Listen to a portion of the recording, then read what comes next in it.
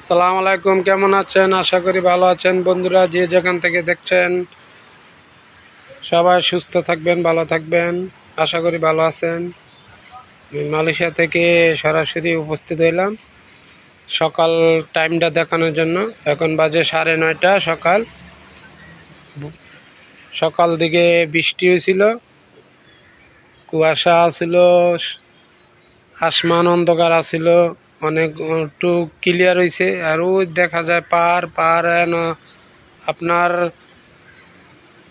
দুমা যে আগুন লাগায় রাখছে এমন দেখা যায়। ছোটোখাটো একটা নর্মাল পাহাড়, রাস্তা সাইডে এইটা, এই ছোট পাহাড় এই অবস্থা। আর বড় বড় পাহাড় কী অবস্থা হইব?